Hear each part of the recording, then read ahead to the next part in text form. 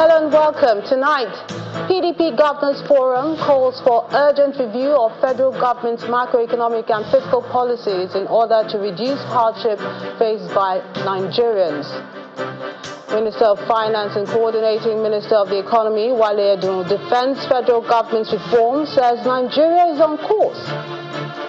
Opposition political parties in Rivers State consider adopting Governor Siminalayi Fubara as their consensus governorship candidate for the 2027 election. And a massive Israeli strike has flattened a residential building in the center of the Lebanese capital, Beirut.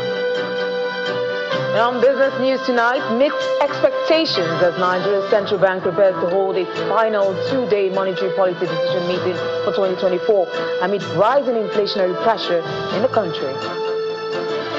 The People's Democratic Party Governors Forum has expressed concern about the economic hardship caused by the policies and decisions of the federal government, with a call on President Bola Tinubu to urgently review both macroeconomic and fiscal policies that will address the welfare and well-being of Nigerians.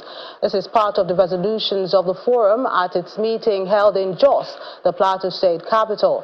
The group also asked the party's National Working Committee to call for a National Executive Council meeting by the first week of February 2025 to resolve its leadership crisis. Governors elected under the People's Democratic Party across 12 states of the Federation gathered in Jos, the Plateau State capital, for its 7th forum meeting. Among the issues for discussion are the leadership crisis within the party and the economic hardship in the country. We are ready to provide a credible platform with the required experience and capacity to drive Nigeria's progress and challenges. The governors thereafter entered into a closed session to deliberate on the issues as well as the just concluded governorship election in Edo and Ondo states. The forum is strongly advising the NWC to coordinate latest by first week of February 2025 to allow for elaborate consultations with critical stakeholders of the party. The period between November and February is to address the existential problems confronting the party with deliberate timeline of activities within the period under review to address issues of leadership and litigations confronting the party. The forum calls on the President to urgently review both macroeconomic and fiscal policies that will address the welfare and well-being of Nigerians. The forum wishes to pledge that all PDP governors will continue to aggressively pursue policies and programs that will reduce the hardship and ensure progress and development. It is clear to everyone with conscience that INEC manipulated results in favor of APC candidates when in fact majority of the lawful votes were won by PDP candidate Mr. Asua Gadalo. Meanwhile, we are still examining the documents in Ondo elections where the APC manipulated results after openly buying votes. The one-day meeting is attended by the governors of Bauchi, Zamfara, Taraba, Adamawa, Oyo, and Plateau, while the deputy governors of Delta and Enugu were also in attendance. The governors of Rivers, Bayelsa, Akwa Ibom, and Osun states were absent from the meeting. Meanwhile, in Rivers State, several opposition political parties are said to be contemplating adopting Governor Siminalayi Fubara as their consensus governorship candidate for the 2027 elections. During the distribution of official vehicles to local government officials at the Obiakpo Council Secretariat, the state chairman of the Action People's Party says his party, which currently controls 22 of the 23 local government councils, is determined to persuade Governor Fubara, a member of the People's Democratic Party, PDP, to contest under its platform. The atmosphere at the Obiakpo Council Secretariat in Rivers State is lively as members of the Action People's Party, APP, particularly the women, take to dancing in celebration.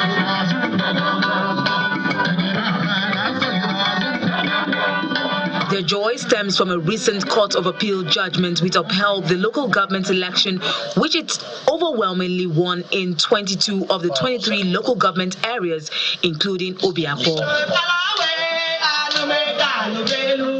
The gathering, however, is not solely to celebrate the judicial triumph, but to distribute official vehicles to key council officials, including the vice chairman, secretary, chief of staff, and 17 councillors. I want to tell our people that under our leadership, Obiapo is safe in our hands, and that the little we are going to do to support our people, we are going to do it. I need to tell people, today it is my turn. Tomorrow might be your turn of your children or your grandchildren. That is how life is. You can also see that most persons have also governed this local government, they have left. Me, I will come and also go, or another person will come. So I will remain here forever. So we decided to do this thing because we love our people. The special guest is the state chairman of the APP, who stresses the need for effective collaboration between the executive and the legislators. The mistake most of us make in politics and when we have office is that we beforehand assume that we must have to be one mansion or one hotel or the other. When expectation exceeds the demand, the tendency is that there is a problem between the executive and the legislation. Before you begin to have tall dreams of what you want to have in the next 3 years, take time and study what is due you as provided by the Constitution. When that happens, you won't have reasons to begin to quarrel with your chairman. But if something extra comes, you'll be very grateful. You thank your chairman and say, God, to you be all the glory. It's a stepping stone. On state politics, the chairman hints at a plan by a coalition of opposition parties to adopt Governor Siminalayi Fubara as a consensus candidate for the 2027 governorship election. He also speaks on his party's preparedness for a possible state assembly by-election. The way you came out to vote for your son, Ambassador Chijoke Humo, please come out to who will present our assembly candidate to you. Come out and vote for them massively. Amen. The narrative of governance in Rivers State must change. The event underscores APP's commitment to both local governance and strategic political positioning as it continues to solidify its presence in Rivers State. Youths in Taraba State have hailed Governor Abu Kefas for prioritizing their engagement in governing and transforming the political landscape in the state. At an event to appreciate the governor's strides in ensuring peace, making education free for basic and secondary schools, as well as his developmental initiatives, the youth group appealed to residents to give the governor more time to actualize his campaign promises and do more for the people. And traditional rulers have converged on Wukari, headquarters of Wukari Local Council area of Taraba State, to deliberate on the journey thus far under the leadership of Governor Abu Kefas and the way to go. Among other gains of his administration, youths at this gathering say the governor has empowered them for leadership positions, set the pace for infrastructure revolution, created an atmosphere of peace, and ensured the welfare of workers is guaranteed. This occasion to test the depthness of the sea, to test the depthness of the ocean, to see what the youth have to offer. To also inform the members of the high table that the youth are capable and able ready. We are ready to support the movement of Abu Kefas to any length. We are people of timber and caliber. We can fight from morning, afternoon and night.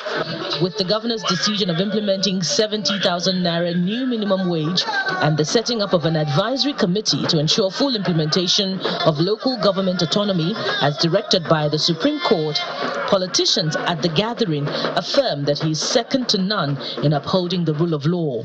Dr. Kefas has exhibited a high sense of responsibility by navigating the complexities of modern governance. His approach to governance, as a matter of fact, is a model and second to none. Decision making. Dr. Abu Kefas exemplifies how tough decisions can be made and enforced within the comfort defiance of democratic principles, consistency in upholding the rule of law. It is so clear and glaring that the givers has exemplified a very high level of strength as a means of protecting democratic institutions against corruption or autocratic influences. Traditional rulers also lend their voice to this with regards to the important role that they play in their domains. I speak as a traditional council, people representative of the traditional institution, because we represent the grassroots people. We actually feel it's present at the grassroots level. Most of the people that are at the grassroots level are farmers, and these people feel the impact of this government. I say to His Excellency. The youths are in agreement that the political empowerment of the younger generation is an investment that will yield results for the state in future. The reforms of the federal government are beginning to witness a transformative shift in its economic landscape. The Minister of Finance and Coordinating Minister of the Economy, Mr. Wale Edun, stated this in the nation's capital, Abuja, at the launch of the Federal Civil Service Policies and Guidelines on Rewards and Recognition, Policy and Guidelines, Incentives and Consequences, Management Policy and Guidelines. The event, organized by the head of Civil Service of the Federation, Mrs. Adidi Wilson-Jack, is part of activities marking 100 days in office. This is an event to mark the first 100 days in office of the head of Civil Service of the Federation, Mrs. Didi Wilson-Jack. The event is attended by permanent secretaries, directors, and senior public officials. The head of service is using the opportunity to unveil 4 policies and guidelines on public service reform, including rewards and recognition policy and guidelines, incentives and consequence management policy and guidelines, mentoring framework, and the protocol on the use of federal government secretariat. That all these policies are integral to the Public Service Rules 2021, as well as the Federal Civil Service Strategy and Implementation Plan 2021 to 2025. Each policy is strategically aligned with the reform pillars outlined in their frameworks, ensuring coherence, sustainability, and measurable impact. The validation process is not merely an administrative exercise, but a collaborative effort to ensure that these policies are robust, inclusive, and implementable. The Minister of Finance and Coordinating Minister of the Economy, Mr. Wale Edun, joins the conversation. Aside identifying with reform policies, the minister provides an update on the economic policies of the federal government in the last 18 months. After 18 months or so of bold and necessary reforms that His Excellency Mr. President has implemented, the country has changed. And yes, the reforms were so long overdue that they caused an element of pain, discomfort, difficulty, increased cost of living. But the successes and the gains are coming through. Beyond implementing the civil service reforms, the minister acknowledged the role that civil servants play in executing the president's economic reforms and urged them to remain committed to the mandate. In part 2, after the break, we shift our focus to the exciting journey of 12 young, innovative Nigerians whose social enterprise ideas will compete for a grant of 5 million naira in the second season of Channels Television's reality show, Funded Forward. That's in a moment. Join us again. Welcome back. If you just joined us, you're watching the news at 10 live on Channels Television. A reminder of our top stories. PDP Governors Forum calls for urgent review of federal government's macroeconomic and fiscal policies in order to reduce hardship faced by ordinary Nigerians. Minister of Finance and Coordinating Minister of the Economy, Wale Edun, defends federal government's reform, says Nigeria is on course. Opposition political parties in River State consider adopting Governor Siminalayi Fubara as their consensus governorship candidate for the 2027 election. And a massive Israeli strike has flattened the residential building in the center of the Lebanese capital, Beirut.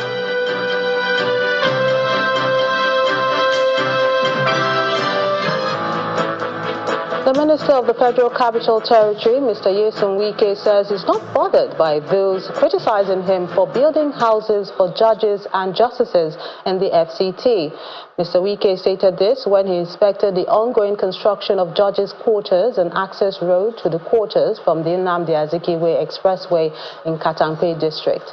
The minister explains that he got the approval of the President and the National Assembly before going ahead with the project, which shows the federal government's commitment to improving the welfare of judicial officers. So once you have the presidential approval to go ahead and by the backing of National Assembly, what's my business about those who are deciding? These are people who, even when you give them the opportunity, they cannot do anything. So forget about those criticisms. If you have not done it, they will say are the ones that will complain that the environment in which our judges and justices are working is not conducive. Now you are trying to provide an environment that make them well. They will say, oh, it's another reason. So you don't bother yourself and move on and do your work. You can't solve all the problems at the same time. Identify the ones you can carry on and finish. Not to just have awarded 20 contracts. At the end of the day, how many have we finished? One. And people begin to criticize you.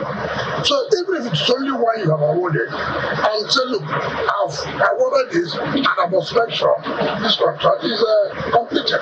So for us, it's commitment. You see that the President has given us all the necessary support. And we all know we don't have any excuses at all. Outside our shores, President Bola Tinubu and his wife Oluremi have left Rio de Janeiro, Brazil, after participating in the 2024 G20 Leaders Summit. During the event held from November the 18th to the 19th, President Tinubu engaged in bilateral discussions to advance the country's socio-economic reforms. The G20 summit, hosted by Brazilian President Lula da Silva, focused on the theme, Building a Just World and a Sustainable Planet. Discussions addressed sustainable development in economic, social, and environmental dimensions, global governance, reforms, climate change, and the digital economy. The meeting brought together leaders from the world's top 20 economies, including the European Union, the African Union, and multilateral financial institutions, amongst others.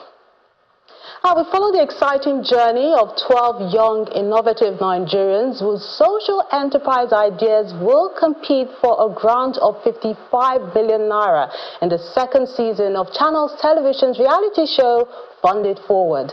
They are out to solve everyday problems, and you get a front row seat to see that happen.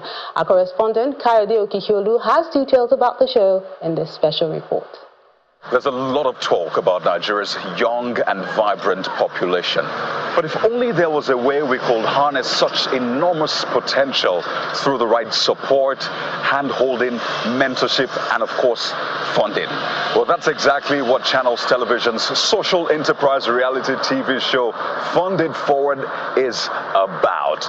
A total of 55 million naira in grants is up for grabs. And today, I'm going to be giving you an exclusive behind the scenes into season 2 of Funded Forward. So come with me. I am welcomed by Nengi, a content producer on the show. Awesome. So I'm going to walk you through the hub today. And just as I enter, she shows me what is perhaps the most important space in the Funded Forward hub, the workstation. Narrow down on that very important question. Where is the money? It is in this room that 12 young Nigerians known as change agents will go through rigorous training on how to advance their transformative ideas on the way to winning 55 million naira in grants. And just before you meet them, first, let's head over to meet the man running the show. Hi, guys.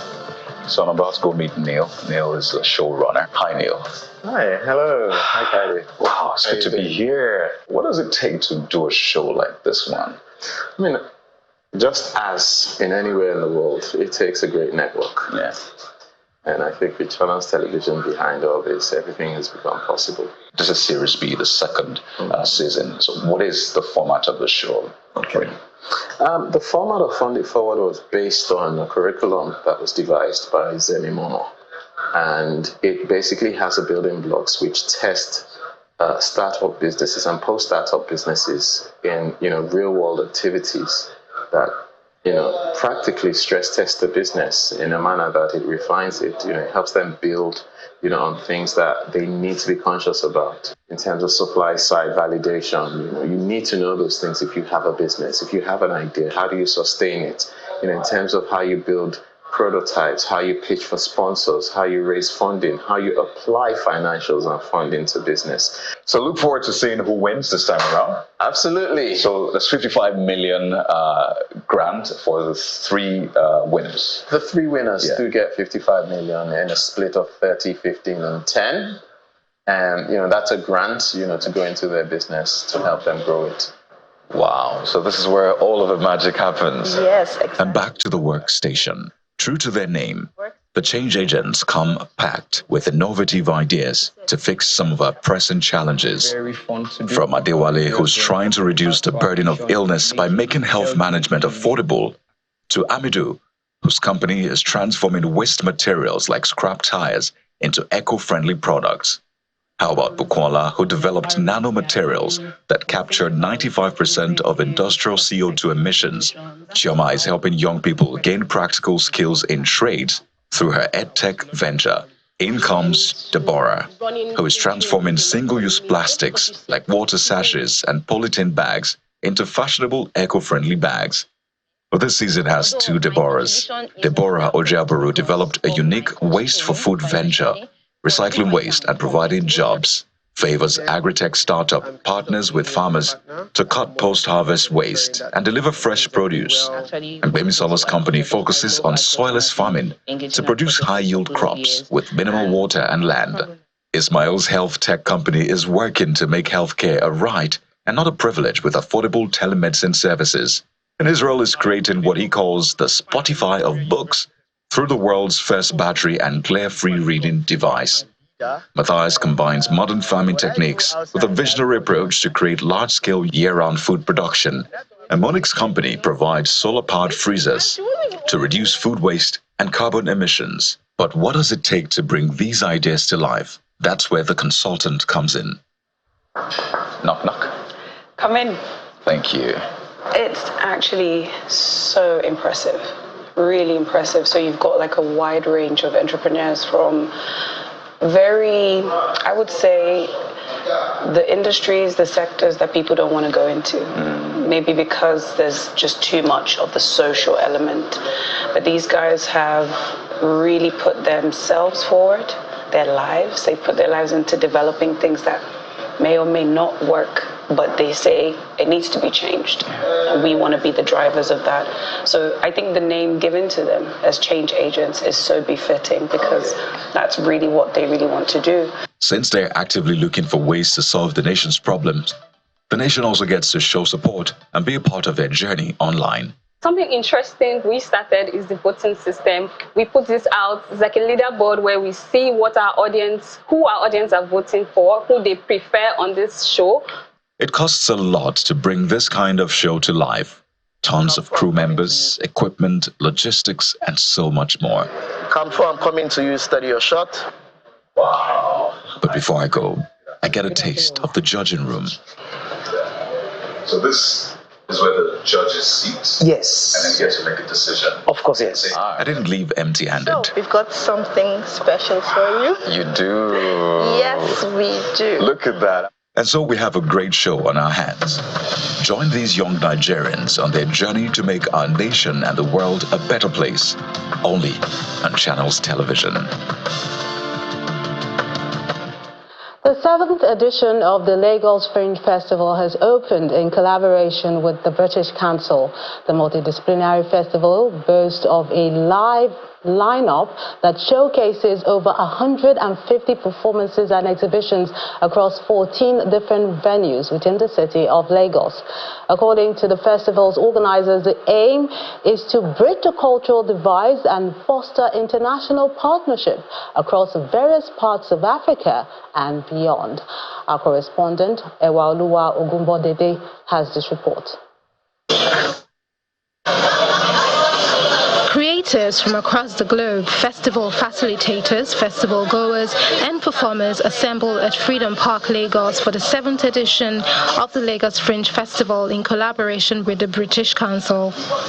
The 5 days long festival, which started on the 19th of November, holds its grand opening ceremony for its 7th edition in Lagos, southwest Nigeria.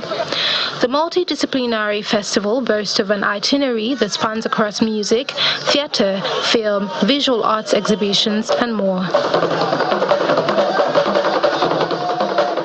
We've been working with artists, creatives across multiple sectors for a number of years. In 2013, we started the Lagos Theatre Festival, and from that, the Fringe Festival has grown. The Lagos Fringe, like I mentioned earlier, it's multidisciplinary. So expect fashion shows, expect theatre shows, expect music shows, expect concerts, expect dance competition, because we're also focused on the younger generation as well. This year, as a part of the festival, the curators aim to bridge cultural divides and foster international collaborations by selecting leaders from festivals across Nigeria, Ghana, Kenya, Ethiopia, and beyond as part of the winners of the grant for the Festival Management Residency Program. Participants of the Festival Management Residency Program were selected from over 50 festival managers and cultural leaders from across sub-Saharan Africa and Europe. The emerging winners are unveiled at the opening ceremony.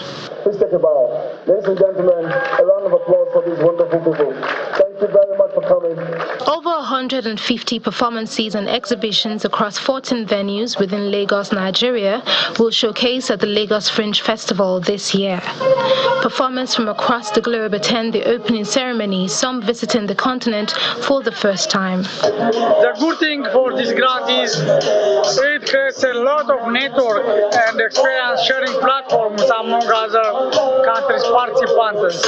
Well, first of all, it's my first time in Africa, like in Nigeria, which is nice. I'm a Caribbean, I'm from Guyana. So first of all, I'm just taken by the vibe. We come off the plane, so that's where my head's at the moment. So we heard about the festival due to Kenneth approaching us. He's the curator of this festival. The energetic reception for the 7th edition of the Lagos Fringe Festival is evident from the crowd present.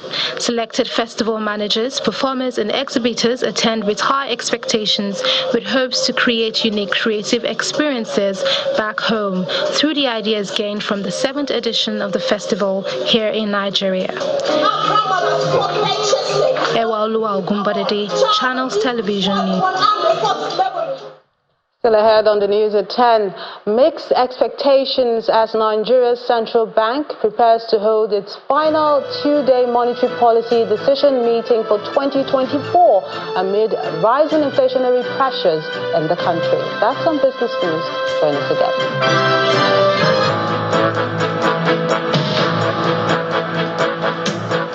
Welcome back. The Nigerian Police Force says its explosive ordnance disposal unit has recovered unexploded military ordnances in Maiduguri, the Borno state capital. A statement signed by the force public relations officer, Muyiwa Adejobi, says, following reports from vigilant residents, its explosive ordnance disposal team was deployed to secure the affected areas, and all ordnances were safely evacuated without any loss of life, injury, or damage to property.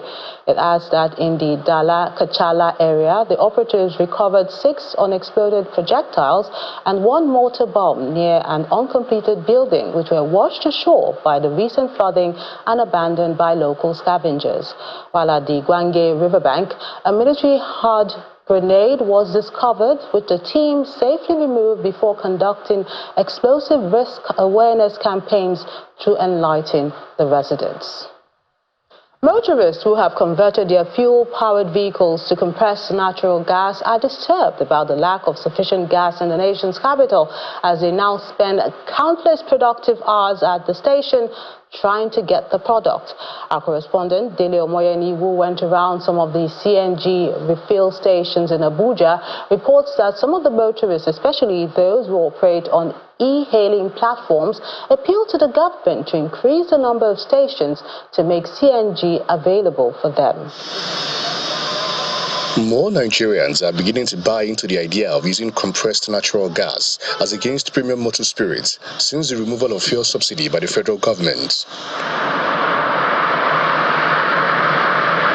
Though there's no veritable data on the numbers of cars using CNG in Nigeria, the government have rolled out CNG buses, while CNG conversion kits have been distributed freely to interested Nigerians, especially commercial drivers. However, the gesture has not met the commensurate response in terms of CNG stations.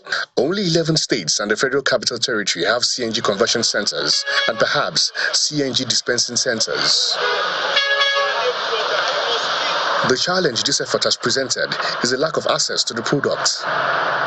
We, the e-drivers, we find it difficult to buy the fuel. So the alternative now is CNG, and availability, that is the challenge. Is you go to a filling station, you spend 4 to 5 hours before getting the CNG. You can imagine somebody who is driving kabu to survive with his family. You wake up in the morning at 4 a.m., 5 a.m. to come and queue. Some of them sleep here, all in the name of they want to get gas. How long will this continue? Like day before yesterday, I personally spent 11 hours here because I want to get gas. For myself, I was here 5:20 a.m. just to get gas, which the company normally opens the sales at around 6 a.m.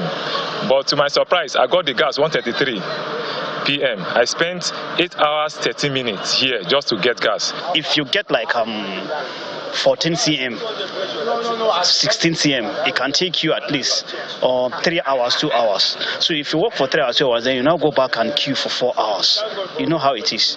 So we're appealing to the government. If the government can open more stations to work with, or give an individual this license for them to open.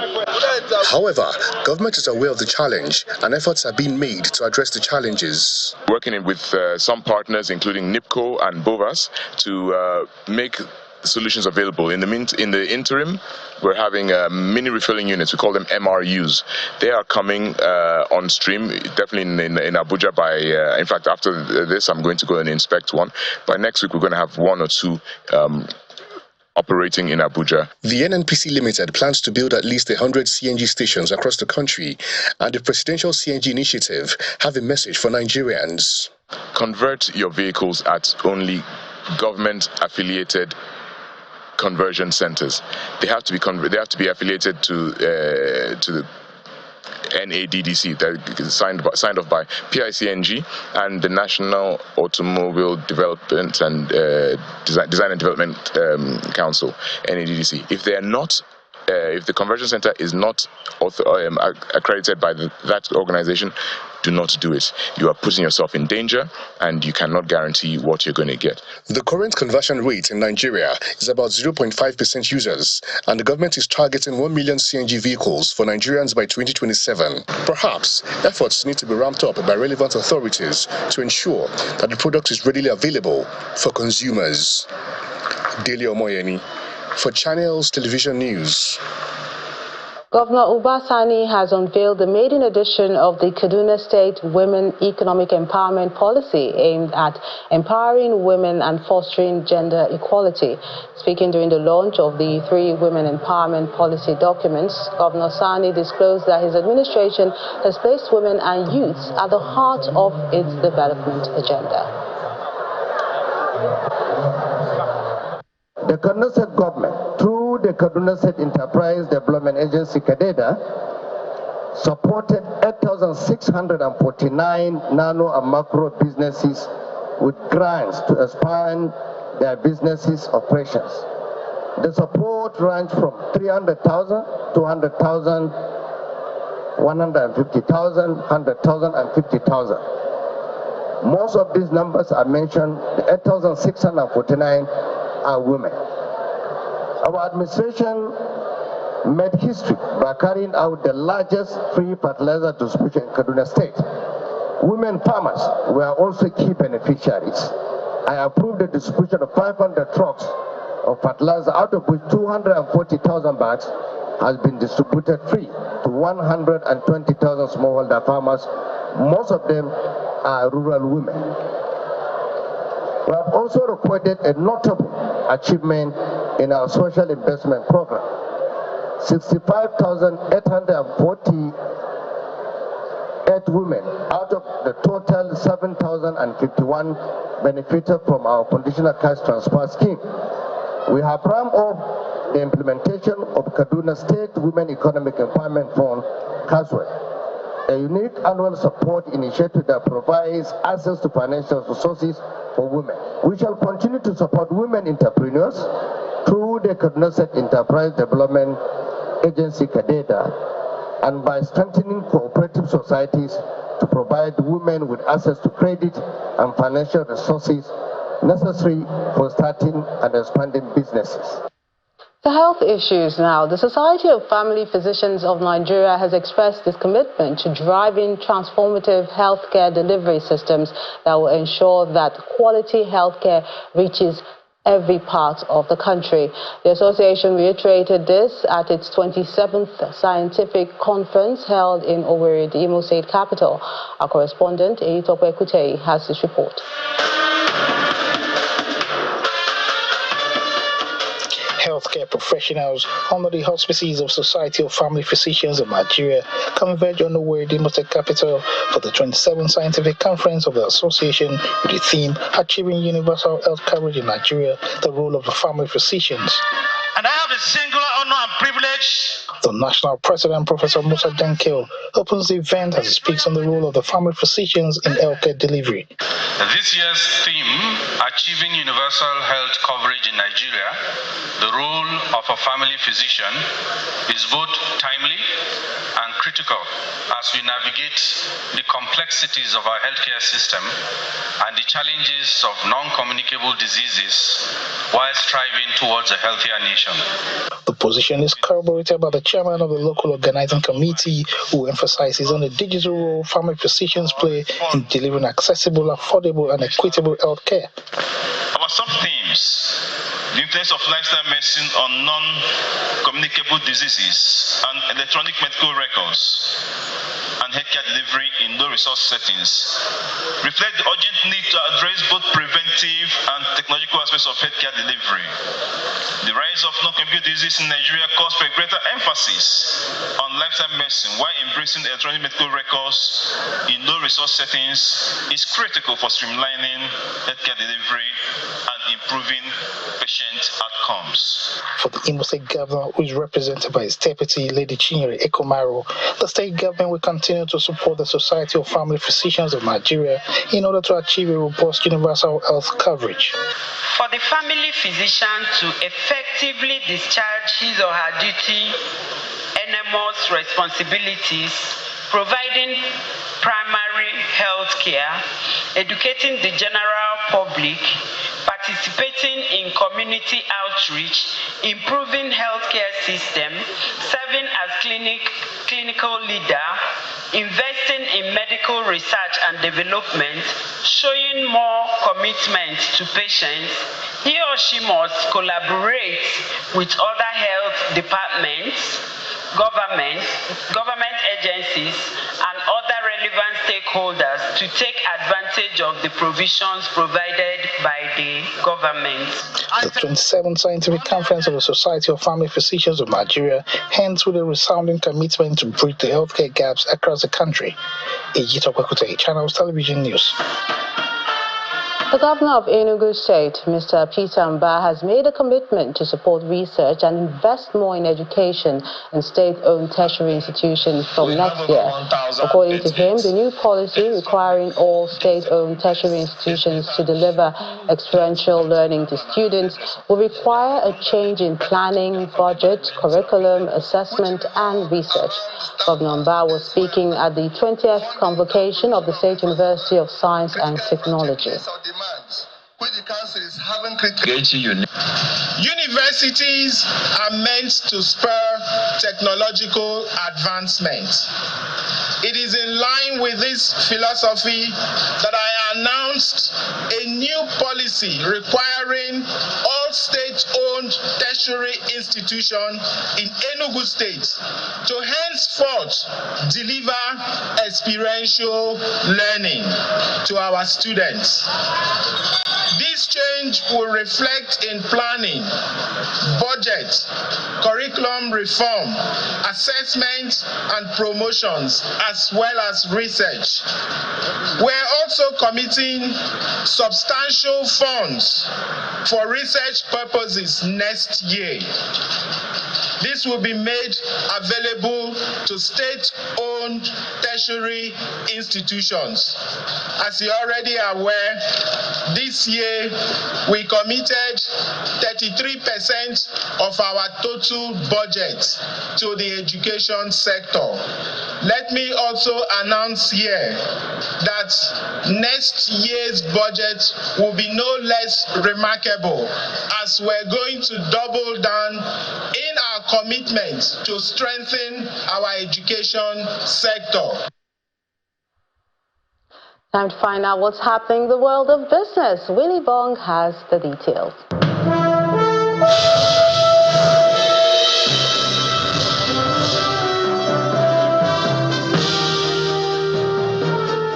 Thank you, Melinda. Now, as the Central Bank's Monetary Policy Committee prepares to hold its final two-day rates decision meeting for this year, beginning on Monday, mixed expectations have risen from analysts on what the outcome would be.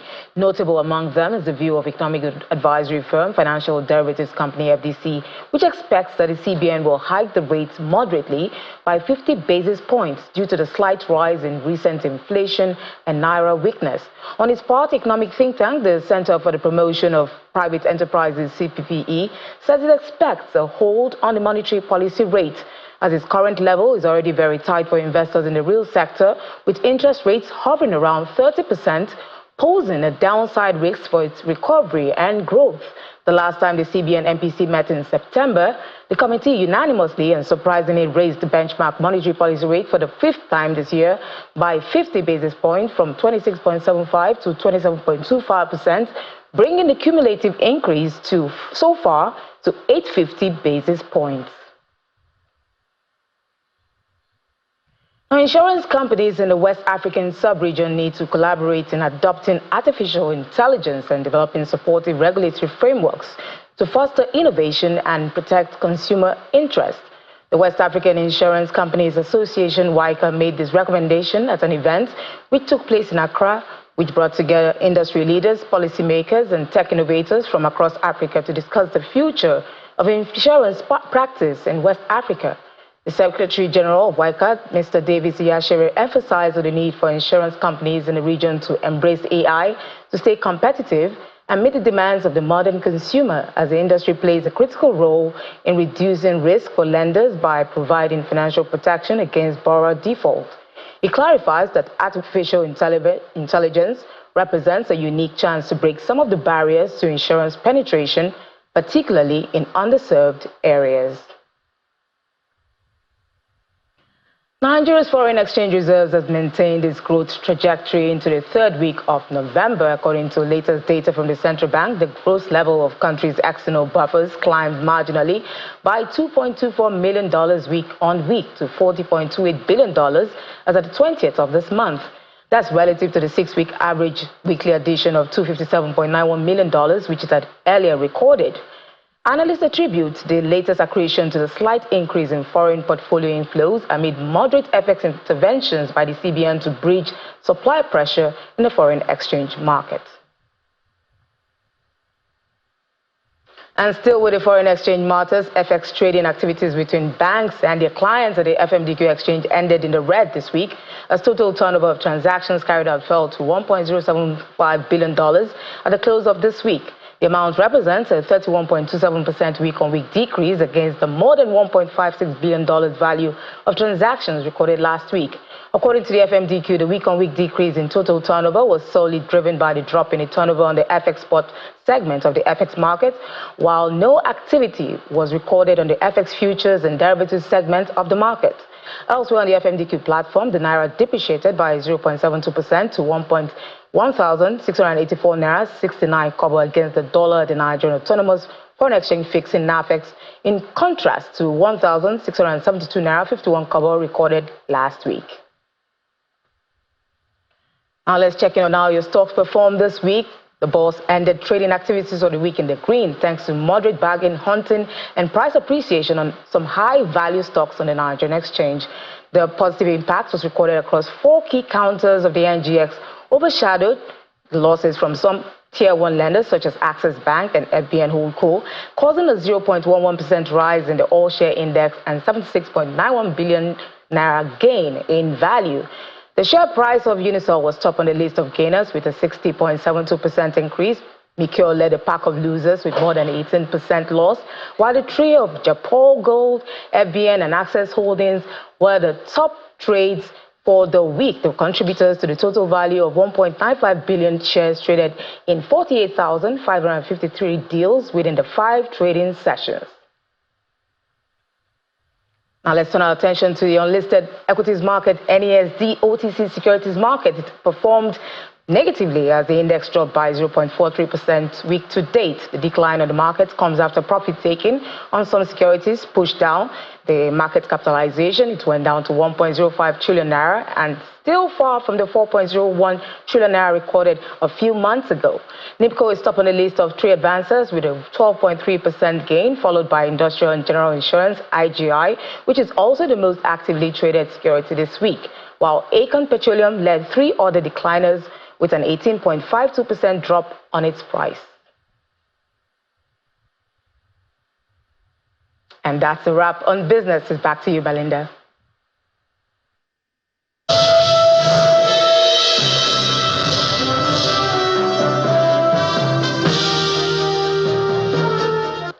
Many thanks, Will. On the international scene, it's already early hours of Sunday, November the 24th in Baku, but delegates are yet to agree on a deal on how to solve the financial challenges developing countries face in their efforts to tackle climate change.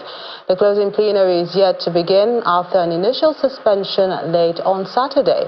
Our correspondent, Ayola Kazim, has this report. From the very loud chants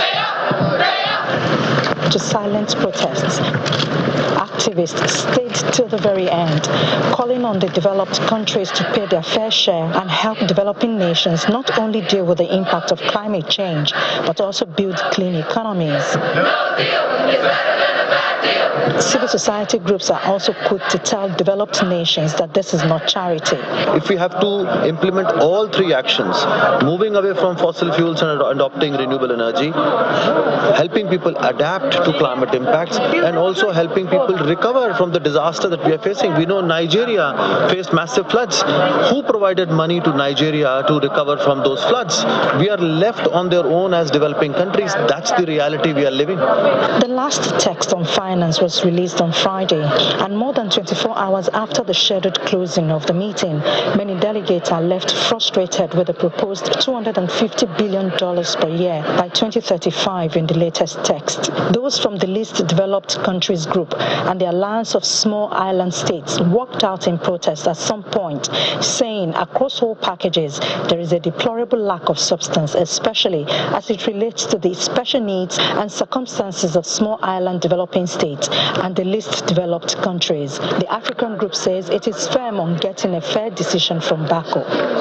Then all eyes turned to meeting room 3, where the COP presidency was consulting with parties hoping to save the talks from total collapse. I now resume the 11th meeting of CMA. When all came out for the 8 p.m. plenary, government formally adopted a decision text in relation to Article 6 of the Paris Agreement that paves the way for a carbon market and associated technologies. If no objections, thank you. But on finance, there was no clear path forward. I suspend this meeting of the CMA.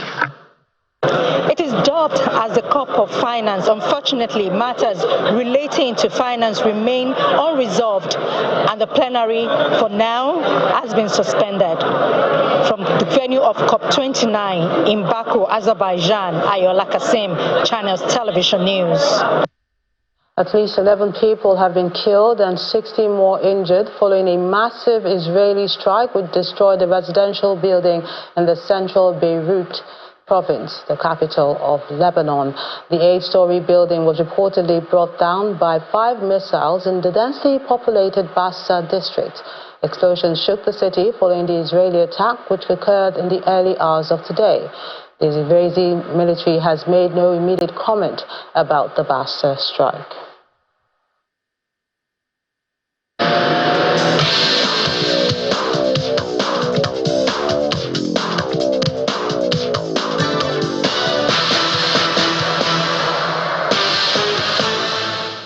Welcome to Sports News, and we begin with football. And in the English Premier League, goals from Nicholas Jackson and Enzo Fernandez secured a dominant 2-1 away victory over Chelsea at Leicester.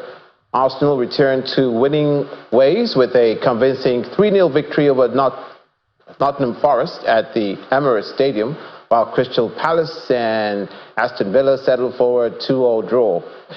Elsewhere, Brighton defeated Bournemouth 2-1, while Everton and Brentford settled for a goalless draw. In other matches, Wolves defeated Fulham 4-1 at the Craven Cottage. Tottenham Hotspur pulled off the biggest upset of the day, beating defending champions Manchester City 4-0 at the Etihad Stadium.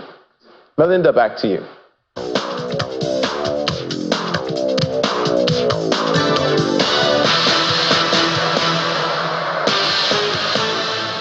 Thanks, Olumide. And the main news again. PDP governors have met in Jos, the Plateau State capital, where they called for an urgent review of the federal government's macroeconomic and fiscal policies in order to reduce the hardship faced by ordinary Nigerians. We also told you that the Minister of Finance and Coordinating Minister of the Economy, Wale Edun, has defended the federal government's reforms, said Nigeria is on course. That's the news at 10 tonight. I'm Melinda Kinlami on behalf of the team. Good night.